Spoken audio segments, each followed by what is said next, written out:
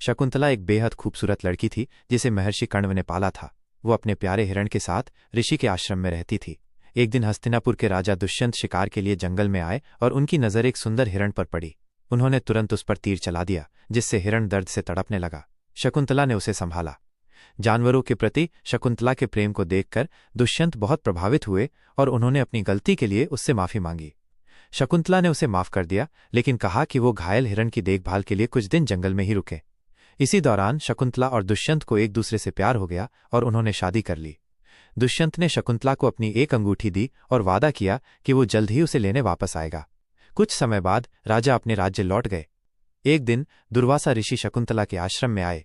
शकुंतला उस समय अपने पति के बारे में सोच रही थी, इसलिए वो ऋषि का ध्यान नहीं रख पाई। दुर्वासा बहुत क्रोधित हुए और उन्होंने श्राप दे दिया कि जिसके बारे में वो सोच रही है वही उसे भूल जाएगा। जब शकुंतला ने माफी मांगी तो ऋषि ने कहा कि श्राप पूरी तरह से खत्म नहीं हो सकता, लेकिन जब वो उसकी दी हुई कोई निशानी दिखाएगी तो राजा को सब याद आ जाएगा। श्राप के कारण दुष्यंत शकुंतला को भूल गए। जब शकुंतला उनसे मिलने हस्तिनापुर गई तो रास्ते में एक नदी पार करते समय उनकी अंगूठी पानी में गिर गई, जिसे एक मछली ने निगल लिया। महल में जब राजा ने उसे नहीं पहचाना और कोई निशानी मांगी तो शकुंतला के पास कुछ भी नहीं था।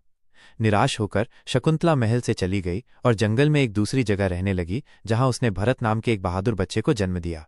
कई साल बाद एक मछुआरे को वही अंगूठी एक मछली के पेट में मिली। उसने वो अंगूठी राजा को दी।